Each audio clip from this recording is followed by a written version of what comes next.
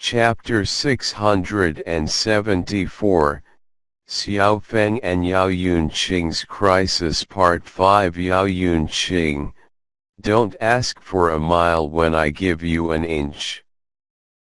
You should be glad you're still of some use. Otherwise, I'd have already smacked you dead.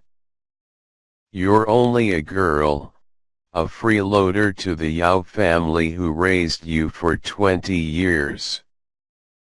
Don't you think you should repay the family with something? How can that man you brought back, who only has outstanding innate talent, possibly compare to the medicinal pills that the Gong family will supply? I definitely can't let Yao Yunqing marry such a talent, it'll be too risky for me. On the other hand, the Gong family is on my side, so they definitely won't help this girl deal with me. Most importantly, Gong Xian is lecherous by nature and already has countless concubines in his courtyard. So even though he might be placing a lot of importance on Yao Yunqing right now, he'll probably get bored of her someday. I will have received sufficient benefits from him by then, so it won't be too late to end her life. Yao Yunqing, you will be married off in a couple of days, so you should start preparing yourself. When the time comes, I'll arrange for a maidservant to take your place and complete the bridal ceremony to prevent others from knowing you aren't a virgin. Yao Lin shook his sleeves firmly before turning around to leave, leaving Yao Yunqing standing alone in the breeze.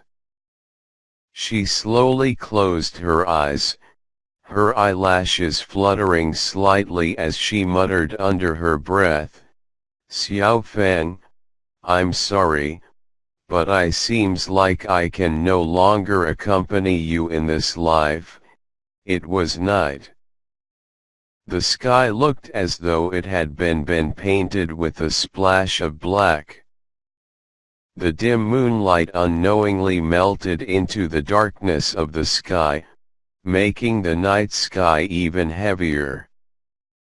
A black and lean figure leapt like a fox through a window into the room. Who? Yao Yunqing hastily opened her eyes and, just as she wanted to climb out of bed, a low and hoarse voice was heard. "It's me." Her heart shook slightly upon hearing the man's familiar voice. Tears welled up uncontrollably in her eyes as she looked with tear-misted eyes at the cold, but handsome face before her. "Xiaofeng, why are you here?" Xiaofeng looked at Yao Yunqing as he said with a cold expression, "I've come to take you away," but the man was already pulling on her hand before she could say finish her piece, briskly heading out of the room. But just as they stepped out the door, countless torches suddenly lit up the whole courtyard as numerous people surrounded them. The crowd then broke their encirclement to clear a path. Then, a middle-aged man walked briskly down the path, looking gloomily at the two who were intertwining their hands.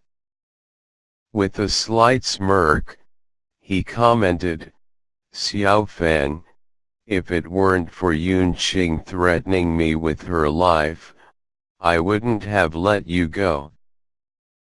But since I, her uncle, can't bear for Yunqing to lose her life, I gave in the end. Yet, I didn't expect you would still dare to return." If I hadn't arranged people to keep watch over this place, wouldn't you have taken a member of our Yao family away? He had just complained that she was just a freeloader in the family. Yet now, she became a member of the Yao family.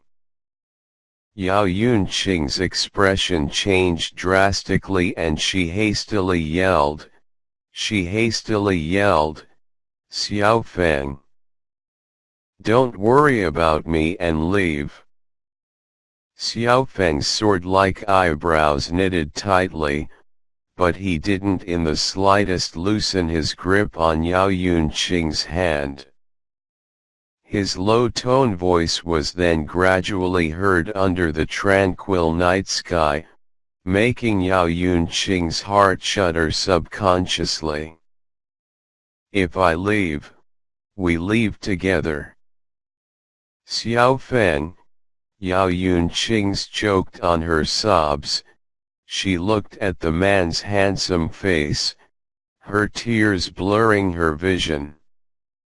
In this moment, this man's figure was engraved deeply into her heart. It was that deep of an impression of him. Perhaps the most fortunate thing that had happened to her after transmigrating to this world was getting to know this callous man. Ha ha. Yao Lin raised his head as he laughed heartily. He then sneered and looked at them with contempt as he said, "Do you really think you can leave this place?